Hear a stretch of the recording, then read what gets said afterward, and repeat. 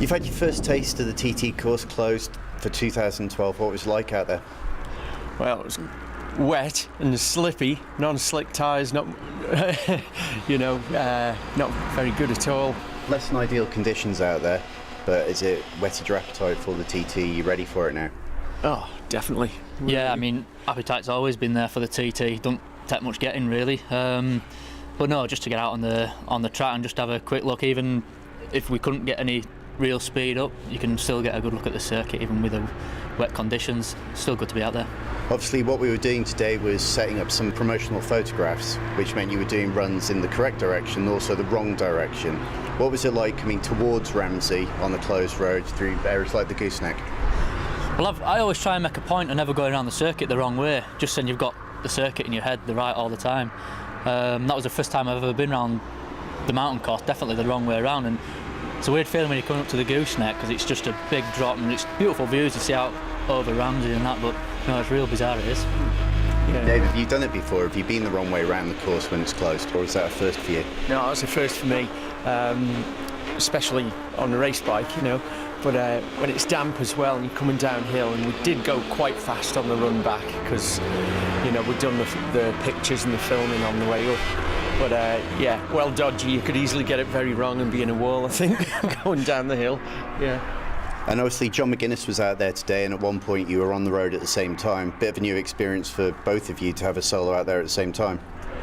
Oh, I think he was a little bit worried because he didn't have a stabiliser on like us. He could easily have gone on his backside, but I think he was messing around with you more than concentrating on riding. It was a bit of an honour for me because I've obviously got Dave on one side and then John McGuinness on the other side, both TT legends, both multiple winners in their own right, and then we were told to work the circuit as we would at racing pace, so I was out for a left one and then all of a sudden I get a massive boot up my arse. I don't think that'll ever happen to my career again, where I get a kick from John McGuinness when I'm on the circuit. And looking ahead to the racing this year, the sidecar is potentially the most competitive they've been for quite a long time.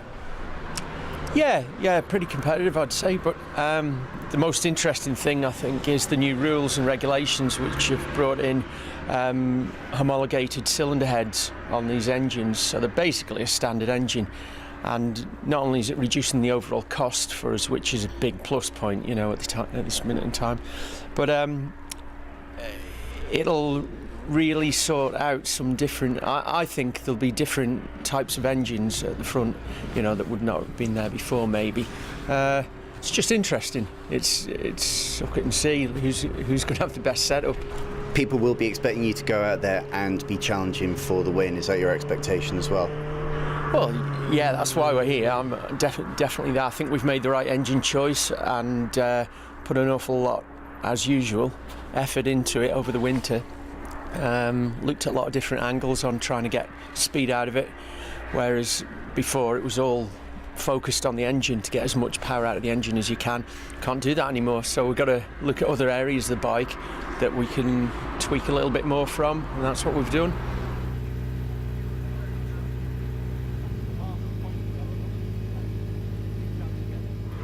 Okay, you've been out today doing some promotional photographs for the TT. Slick tyres, wet, closed road. What was it like? Interesting.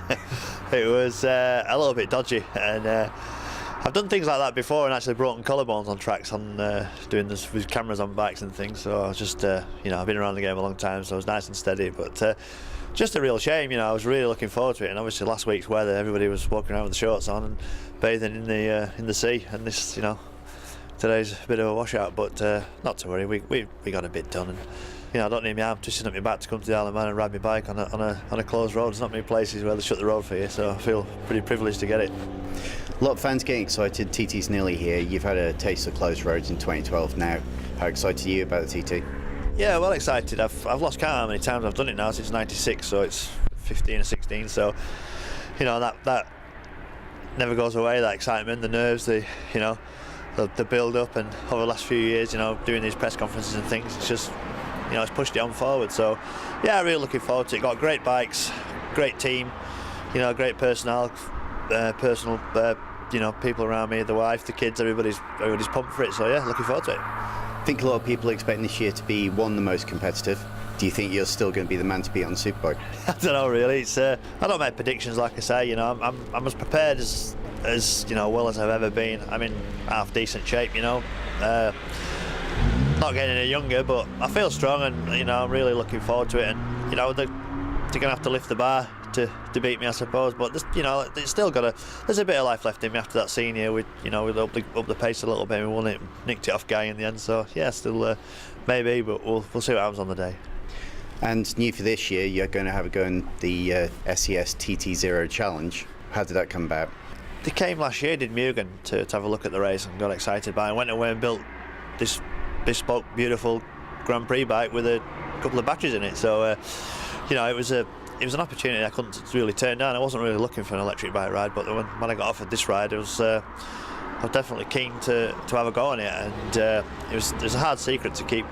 I knew halfway through last year I was going to be riding it, and I wanted to tell everybody about it, but I couldn't. But we've just been over to Japan, to Montegi, to test it. So, I've been racing a long time. I'm getting to go to different places. Went to Suzuka last year, World Endurance. We went to Montegi this year. Went to the Honda Collection Hall. So yeah, it's exciting. It's different, and it's definitely capable of winning. Sure. Just going back to today again, you were out there at the same time as Molly on the sidecar. First time you shared closed road with a sidecar outfit. New experience for you as well. What was that like? Yeah, it was good. I mean, I have a real lot of respect for Molly, and I think between us we've got 31 TT wins between the pair of us. So yeah, I mean, he's pretty special on his day. He's pretty unbeatable, is Molly, and it seemed a bit strange. He was right down here and I was sat up here, so and I give Patrick a kick up the backside as I went past him. So yeah, no, it's one day I might be in one, you never know. I've had a shot in Tim's, I've had a couple of goals in them, so when I get a bit older and a bit fatter, maybe get in a sidecar. All right, we'll end it on that. Thanks very much, John McGuinness.